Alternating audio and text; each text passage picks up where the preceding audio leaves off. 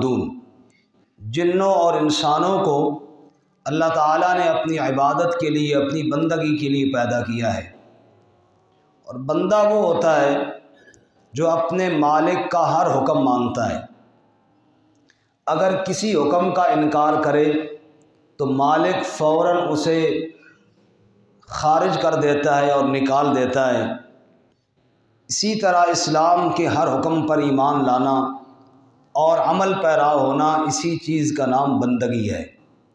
अगर किसी हुक्म का नऊज़ुबिल्लाह किसी ने इनकार कर दिया तो वो इस्लाम के दायरे से निकल गया है, सरकश और बागी हो गया है। बाज़ अहकामात शरीयत के वो हैं जिनकी हिकमत मेरे और आपके दिमाग में आ जाती है। मसलन ज़कात का रुकन है, ज़कात भी फ़र्ज़ है। ये हम समझ सकते हैं कि मालदारों पर अल्लाह ने ज़कात को फ़र्ज़ किया है कि वो अपने माल पैसे में से गरीबों को दें। तो हमें इसकी हिकमत समझ में आ जाती है कि जब मालदार आदमी ज़कात देंगे तो गरीबों का फ़ायदा होगा। बाज़ अहकामात वो हैं जो हमारे इस छोटे दिमाग में उनकी हिकमत समझ में नहीं आती, जैसा कि हज है। एक आदमी लाखों रुपए लगा कर गया, दूसरे मुल्क के अंदर गया, वहाँ उसने क्या किया, एक मकान के गिर्द चक्कर लगा रहा है, कभी एक पहाड़ियों पे दौड़ रहा है सफ़ा मरवा पर, कभी मिना जा रहा है, कभी अरफात जा रहा है, कभी मुज़दलिफ़ा आ रहा है, कहीं कंकर फेंक रहा है। बस यही काम करके वापस आ गया, लाखों रुपए उसने लगा दिए। इसी वजह से बाद अकल के पुजारी जो हर बात अपने अकल के साथ समझते हैं, उन्होंने हज का इनकार कर दिया और उन्होंने कहा कि हज का कोई फ़ायदा नहीं, नऊज़ुबिल्लाह, क्योंकि लाखों रुपए लग जाते हैं और ज़ाया हो जाते हैं, माअज़ल्लाह। हालांकि उन्होंने फ़लसफ़े को नहीं समझा, मकसद को नहीं समझा। मकसद और फ़लसफ़ा ये है, वमा खलक़तुल जिन्ना वल इंसा इल्ला लियाबुदून। हमने ज़कात इसलिए नहीं दी कि किसी का भला हो जाए, हमने इसलिए दी है कि अल्लाह का हुक्म है कि किसी का भला करो। अल्लाह का हुक्म न होता, अल्लाह मना कर देते, हम न देते। मिसाल के तौर पर शिरक का एक अड्डा है जहाँ पर गैरुल्लाह के नाम की न्याज़ें दी जा रही हैं। शरीयत ने हमें मना किया कि वहाँ आपने एक पैसा भी नहीं देना, अगर दोगे तो वो शिरक होगा। अब वहाँ भी कई लोग तो खड़े हैं, वहाँ अगर हम देंगे तो शायद किसी का पेट भर जाए, भला हो जाए, लेकिन वहाँ हमें शरीयत ने मना किया है तो हम वहाँ नहीं देते। हमने हर जगह पे नहीं देना पैसा, हमने वहीं पर देना है जहाँ हमारे रब का हुक्म होगा। तो हज की हिकमत मेरे दिमाग में आए या ना आए, जब मुझे ये पता चल गया कि ये मेरे रब का हुक्म है, ये रसूलुल्लाह सल्लल्लाहु अलैहि वसल्लम ने हुक्म पढ़कर सुनाया है, तो बंदगी का तकाजा ये है कि अल्लाह के हर हुक्म पर बंदा लब्बैक कहे। अच्छा, आप गौर फरमाएं, एक आदमी पर ज़कात फ़र्ज़ है, मालदार आदमी है और वो बाकायदा साल के अंदर अपनी ज़कात देता है, तो कभी शरीयत ने उसको ये नहीं कहा कि जेब से पैसे निकालो और कहो लब्बैक। हालांकि है तो वो भी लब्बैक, हाजिर हो रहा है ना अल्लाह के हुक्म के आगे, हो रहा है या नहीं हो रहा। और पैसा देना कोई आसान काम है? पैसा देना तो बड़ा मुश्किल काम है। इसलिए आप देख लीजिए 95% लोग ज़कात नहीं देते। अगर वो ज़कात दे दें तो शरीयत के हुक्म पर अमल भी हो जाए और मुआशरे की बदहाली भी ख़त्म हो जाए और बरकतें भी आ जाएं, लेकिन 95% लोग नहीं देते। लेकिन ज़कात के वक़्त शरीयत ने ज़बान से लब्बैक कहने का हुक्म नहीं दिया। नमाज अज़ान की आवाज़ सुनी, बंदा मस्जिद में आ गया तो गोया कि उसने अल्लाह के हुक्म पे लब्बैक कहा तो आ गया ना, लेकिन शरीयत ने नहीं कहा कि मस्जिद की तरफ आओ और लब्बैक पढ़ते हुए आओ। इसलिए कि ज़कात की हिकमत को बंदा समझ रहा है, नमाज की हिकमत को भी समझ रहा है। جب لاکھوں روپے لگا کر دوسرے ملک جاتا ہے، رب کہتے ہیں اب لبیک لبیک پکارتا ہوا آ جا۔ تیرے دماغ میں حکمت آئے یا نہ آئے تو یہ کہ یا اللہ حکم تیرا ہے نا، میں بندہ بھی تیرا ہوں، تو نے حکم دیا تو میں تیرے حکم کے آگے لبیک کہتا ہوا حاضر ہو گیا ہوں۔ اچھا آپ دیکھیں، شریعت کا مسئلہ ہے کہ مسجد میں آپ آئے ہیں، جماعت کھڑی ہوئی ہے اور آپ کو ڈر ہوا کہ کہیں رکعت چلی نہ جائے، تو شریعت کہتی ہے چلی گئی تو خیر ہے، بعد میں پوری کر لینا، لیکن دوڑنا نہیں مسجد میں دوڑنا، سکون کے ساتھ آؤ، جو مل جائے وہ پڑھ لو، جو رہ جائے وہ بعد میں پوری کر لو، احترام کے ساتھ آؤ، سکون کے ساتھ آؤ۔ علیکم بالسکینہ، سکینت اور وقار کو لازم پکڑو۔ زکوٰۃ دینے کے لیے آپ نے جانا ہے، کہیں نہیں شریعت نے کہا دوڑ کر جاؤ جی، نہیں، سکون کے ساتھ جاؤ، بلکہ خفیہ طور پر دو۔ لیکن حج کے لیے جب آپ گئے ہیں، پہنچے ہیں مسجد میں، مسجد حرام میں، وہاں جا کر چلو اگر فرض نماز کا وقت ہے وہ تو پڑھنی ہے، باقی شریعت نے آپ کو یہ نہیں کہا کہ جا کر نفلوں میں مشغول ہو جاؤ، بھئی کعبہ سامنے آیا چلو نماز پڑھو، نہیں، وہاں جاتے ہی تم نے کعبے کا طواف شروع کر دینا ہے اور اس میں رمل کرنا ہے، وہ دوڑنے والی صورت اختیار کرنی ہے۔ بھئی عام حالات میں نماز کی رکعت بھی جا رہی ہو تب بھی شریعت نے کہا کہ سکون کے ساتھ جاؤ۔ کعبے میں کیا ہوا کہ سلا ہوا لباس بھی اتارا ہوا ہے، صرف چادریں لپیٹی ہوئی ہیں، سر بھی ننگا ہے۔ عام حالات میں تو شریعت میں سر ننگا رکھنا اچھی بات نہیں سمجھی جاتی، سنت ہے میرے نبی صلی اللہ علیہ وسلم کی کہ پگڑی وغیرہ سر پہ باندھی جائے، لیکن وہاں سر ننگا ہے، چادریں لپیٹی ہوئی ہیں، اور جا کر کعبہ میں پہنچ کر بجائے اس کے کہ نفل نماز پڑھتا، بجائے اس کے کہ قرآن کھول کر تلاوت کرتا، شریعت نے حکم دیا کہ تم کعبے کے گرد چکر لگا، اور بوڑھا بھی ہے تو بھی دوڑنے والی صورت بنائی ہوئی ہے۔ یہ کیا ہے؟ یہ دیوانگی اور یہ اللہ کے حکم پر لپکنا اور زبان پر لبیک لبیک کہنا، یہ گویا کہ عملاً بتا رہا ہے اے اللہ حکم تو نے دیا ہے، مجھے سمجھ میں آئے یا نہ آئے میں دوڑ دوڑ کر تیرا حکم پورا کروں گا، بھاگ بھاگ کر تجھے راضی کروں گا۔ جو اس جذبے کے ساتھ جائے وہ اپنے گناہوں کو معاف کروا کے یوں واپس آتا ہے۔ میرے نبی صلی اللہ علیہ وسلم نے فرمایا کیوم ولدتہ امہ، حج سے فارغ ہوا ایسا صاف ہو گیا گناہوں سے جیسے ماں کے پیٹ سے باہر آیا تھا تو گناہوں سے صاف تھا، اللہ نے صاف کر کے رکھ دیا۔ اس لیے حج کی درخواستیں جمع ہونے کے دن ہے، میں اس لیے عرض کر رہا ہوں جن کو اللہ نے مال دیا ہے، اگر ذہن میں نہیں تھی بات تو تاکہ اس موقع پر بات ذہن میں آ جائے اور وہ سمجھیں کہ یہ حج ہمارے اوپر فرض ہے۔ اس سلسلے میں قرآن نے کیا کہا ہے اور رسول اللہ صلی اللہ علیہ وسلم نے کیا فرمایا ہے سن لیجئے۔ رب العالمین فرماتے ہیں کعبہ کا ذکر کر کے، فرمایا ان اول بیت وضع للناس للذی ببکۃ مبارکا وہدی للعالمین، پہلا گھر جو لوگوں کی عبادت کے لیے بنایا گیا یہ وہی ہے جو مکہ مکرمہ میں ہے، ساری کائنات کی ہدایت کے چشمے جہاں سے پھوٹتے ہیں، وہ برکت دیا ہوا گھر ہے، ساری کائنات کے لیے ہدایت کا مرکز ہے۔ فی آیات بینات، اس میں بڑی واضح نشانیاں ہیں، مقام ابراہیم ہے، من دخلہ کان آمنا، جو حرم میں داخل ہو گیا وہ امن والا ہو گیا۔ اللہ ہم سب کو وہاں جانے کی توفیق عطا فرمائے۔ وَلِلَّهِ عَلَى النَّاسِ حِجُّ الْبَيْتِ مَنِ اسْتَطَاعَ إِلَيْهِ سَبِيلًا، فرمایا لوگوں پر اللہ نے لازم کر دیا ہے کہ اللہ کی رضا کے لیے جس کے پاس استطاعت ہو وہ اللہ کے گھر کا حج کرے، وہ ضرور حج کرے جس کو اللہ نے استطاعت دی ہے۔ ومن کفر، اور جس نے انکار کر دیا، مال و متاع تو موجود تھا لیکن حج نہ کیا، فإن اللہ غنی عن العالمین، بس بے شک اللہ تعالیٰ غنی ہے جہان والوں سے، اللہ کو کسی کی ضرورت کوئی نہیں ہے۔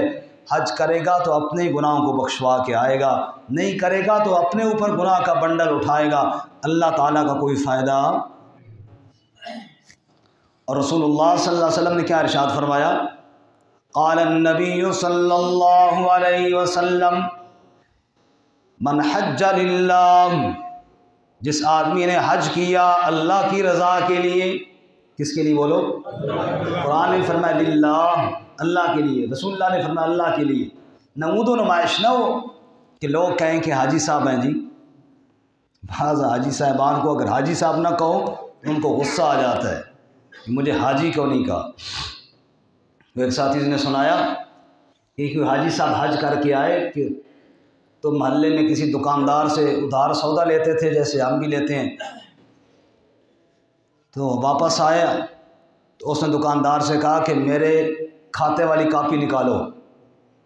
وہ خوش ہو گیا کہ شاید سارے ہی پیسے دینے لگے، حاجی صاحب بچا کے لائے ہیں، تو اس نے نکالی، کہا جی یہ کدھر ہے میرا نام؟ کہا جی یہ لکھا ہوا ہے۔ کہا اس کے ساتھ حاجی بھی لکھ دو، اس کے ساتھ کیا لکھ دو؟ حاجی بھی لکھ دو۔ اس لیے حج نہیں کرنا کہ لوگ کہیں کہ حاجی صاحب ہیں، اپنے نام کے ساتھ حاجی لکھواؤں گا۔ بعض لوگوں نے آئی ڈی کارڈ بھی باقاعدہ حاجی لکھوایا ہوا ہے۔ میں من حج للہ، حج کرے کس کے لیے؟ اور حج کے دوران فلم یرفث ولم یفسق، بے حیائی کا کوئی کام نہ کرے، گناہ کا کوئی کام نہ کرے، فسق و فجور سے اپنے آپ کو بچائے۔ رجا کا یوم ولدتہ امہ، ادھر حج مکمل ہوا، ادھر گناہوں سے اتنا پاک ہو گیا جیسے ماں کے پیٹ سے آج دنیا میں آیا ہے۔ سارے گناہوں کو اللہ نے صاف کر دیا اور مٹا دیا۔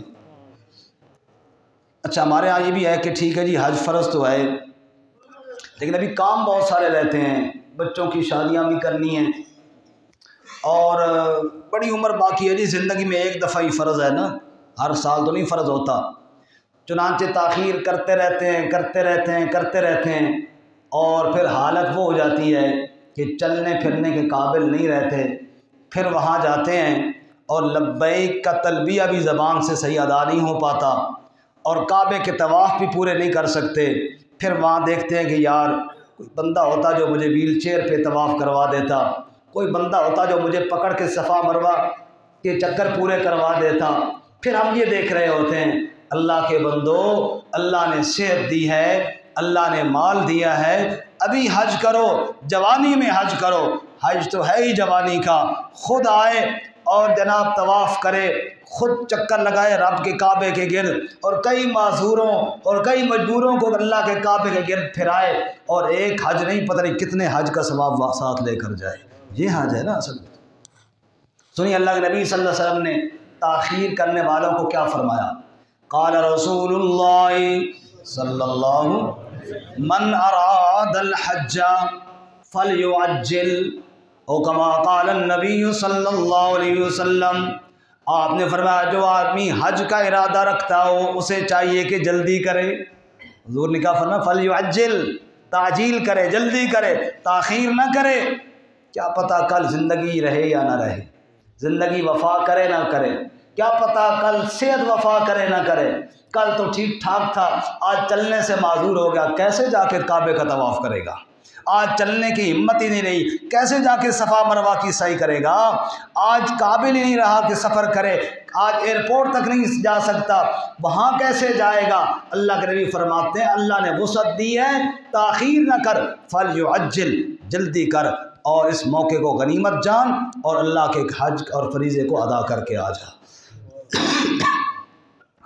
یا اللہ کیا ملے گا مجھے اگر میں نے لگا دیے اتنا پیسے اور چلا گیا، ملے گا کیا؟ پھر رسول اللہ صلی اللہ علیہ وسلم کی زبان سے سنیے آپ نے فرمایا الحج المبرور لیس لہ جزاء الا الجنہ، فرمایا جس آدمی نے کامل حج کیا، اس کے پورے فرائض اور واجبات کا خیال رکھا اور اللہ تعالیٰ کے یہاں مقبول ہو گیا اس کا حج، لیس لہ جزاء الا الجنہ، مقبول حج کا بدلہ جنت کے علاوہ اور کچھ نہیں ہے۔ جنت کا سودا کر لیا جس آدمی نے اللہ کی رضا کے لیے حج کر لیا۔ انا عائشہ رضی اللہ تعالی عنہا، ام المومنین سیدہ عائشہ صدیقہ رضی اللہ تعالی عنہ کہنے لگیں، میں نے کہا یا رسول اللہ علی النساء جہاد، جہاد کی بڑی فضیلتیں ہیں، جہاد کی بڑی برکتیں ہیں، جہاد پر اللہ نے بڑے انعامات کا وعدہ کیا ہے، یا رسول اللہ کیا عورتوں پر بھی جہاد لازم ہے؟ کیا عورتیں بھی جہاد کریں گی؟ قال نعم علیہن جہاد لا قتال فیہ، میرے مرشد کریم امام الانبیاء رحمت کائنات صلی اللہ علیہ وسلم نے ارشاد فرمایا ہاں ہاں عورتوں پر بھی جہاد ہے، لیکن لا قتال فیہ، ایسا جہاد جس میں قتال کوئی نہیں ہے، صرف محنت اور مشقت ہے۔ کہا یا رسول اللہ وہ کون سا جہاد ہے؟ آپ نے فرمایا الحج والعمرہ، عورت حج کرے گی اللہ اس کو جہاد کا ثواب عطا فرمائے گا۔ کتنی بڑی رعایت ہے۔ وہ عورتیں جنہوں نے زندگی بھر زیور جوڑا، پیسے اکٹھے کیے، سنبھال کے رکھ رہی ہیں، سنبھال کے رکھ رہی ہیں، زیورات پر جناب ساری زندگی سانپ بن کر بیٹھی ہیں، اور عجیب بات یہ ہے کہ خود بھی استعمال کوئی نہیں کر سکتی، بچا کے رکھ رہی ہیں، بچوں کے کام آئے گا، بچا کے رکھ رہی ہیں، آنے والی نسلوں کے کام آئے گا۔ ارے جو اللہ تعالیٰ آنے والی نسلوں کو پیدا کرے گا وہ ان کی ضرورتوں کو پورا نہیں کر سکتا، وہ کر لے گا۔ تجھے اللہ نے مال دیا ہے تو جا اللہ کا کعبہ دیکھ کر آ، تجھے اللہ تعالیٰ نے مال دیا ہے جا حج کر کے آ، اس مال کو اللہ کے لیے لگا اور اللہ سے مانگ کر آ، اللہ تیری نسلوں کو بھی اللہ تعالیٰ آباد فرمائے گا۔ ایویں روک کے زکوٰۃ فرض ہے وہ کوئی نہیں دی، حج فرض ہے وہ کوئی نہیں کیا، قربانی واجب تھی وہ کوئی نہیں کی ہے، اور صدقہ خیرات کوئی نہیں کیا ہے۔ مال ہے لیکن اللہ کے نام پر نہیں دے رہی، حج نہیں کر رہی، زکوٰۃ نہیں دے رہی، مجرم بن رہی ہے۔ بعض دفعہ بات سنتا ہے بندہ حیران رہ جاتا ہے، ذکر اس لیے نہیں کرتا کہ بات یہاں کی ہے، لیکن ایک بندے کی حالت میں نے سنی تو مجھے آنسو آ گئے کہ اس کے پاس جو مال تھا وہ لاکھوں میں نہیں کروڑوں میں تھا، کروڑوں میں، اور اکٹھا کرتا رہا مزدوریاں کر کے یا جو بھی کام کر کے، پیسے جمع کیے۔ آج اس وقت حالت یہ ہے کہ مال کسی نے قبضے میں لے لیا، اور کھانے کے پیسے نہیں، اور دوائی کے پیسے نہیں، اور زندگی ساری گزر گئی، نہ مال کی زکوٰۃ دی، نہ مال کو اللہ کے راہ پہ خرچ کیا۔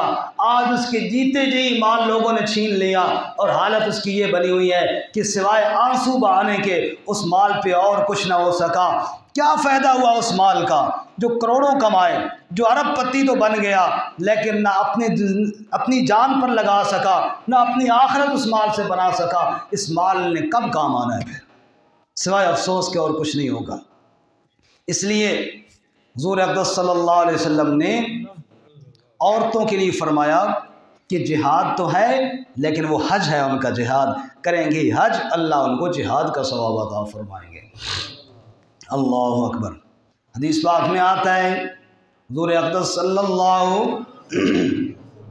حج کے لیے جا رہے ہیں، ایک اور بندہ بھی آپ کے ساتھ ہے، اس نے بھی احرام کی چادریں پہنی ہوئی ہیں، وہ بھی حج کے لیے جا رہا ہے، آپ صلی اللہ علیہ وسلم کے ساتھ جا رہا ہے۔ راستے میں اس کی سواری بدک گئی، اچھل گئی، اور وہ بیچارہ گر گیا، پتھر کے اوپر اس کا سر لگا تو فوت ہو گیا۔ جب وہ احرام کی حالت میں فوت ہوا، رسول اللہ صلی اللہ علیہ وسلم اس کے پاس آئے اور آپ نے فرمایا کفنوہ فی ثوبیہ، انہی احرام کی 2 چادروں میں اس کو کفن دو، لا تمسوہ بطیب، اس کو خوشبو نہ لگانا، ولا تخمروا رأسہ، اس کے سر کو بھی نہ ڈھانپنا، فإنہ یبعث یوم القیامت ملبیا، क़यामत का दिन होगा, लोग उठेंगे कब्रों से और ये एहराम वाला एहराम बांध कर तलबिया पढ़ता हुआ रब की बारगाह में हाजिर हो जाएगा। सुभान अल्लाह, कितना बड़ा एजाज़ है कि मौत आ जाए और हालत एहराम में आ जाए, अरफात में आ जाए, काबे के तवाफ़ में आ जाए और मदीना के सफ़र में आ जाए, नबी के शहरों में आ जाए, नबी के शहर में आ जाए, मदीना की गलियों में आ जाए या काबे के गिर्द चक्कर लगाते हुए आ जाए। कितनी बड़ी सआदत की मौत है। मरना तो बहरहाल है ही, लेकिन इस सफ़र में अगर मौत आ जाए तो क्या ही बात है। अल्लाह अकबर। शायर कहता है, किस्मत से जो मैं तेरा ज़माना पाता का, तेरे कदमों में जान अपनी लुटाता आका, और ये आखिरी आरज़ू भी मेरी पूरी हो जाती, तेरे हरम में मैं मर जाता का। इससे बड़ी और क्या सादत होगी।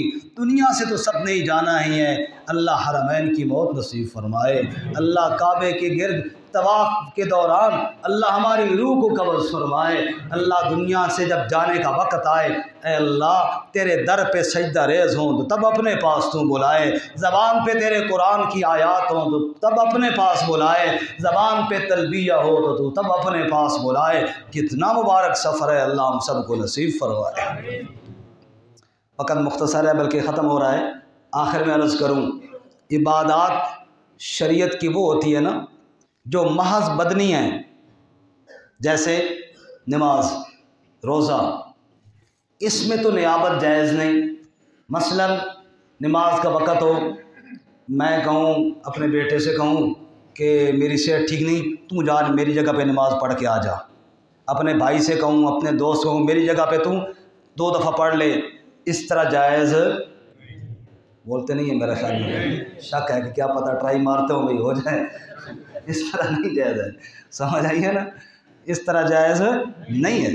सर्दियों में बंदा कहे जरा पुत्र मेरी जगह तो वज़ू तू कर ले ज़रा, क्योंकि ठंड है ना बड़ी। इस तरह नहीं है, नहीं कर सकता तयम्मुम कर, लेकिन दूसरा नहीं कर सकता उसकी जगह पे, दूसरा नहीं रोज़ा रख सकता उसकी जगह पे, खुद ही करना पड़ेगा। ये बदनी इबादत है। और एक है माली इबादत, उसमें नियाबत जायज़ है।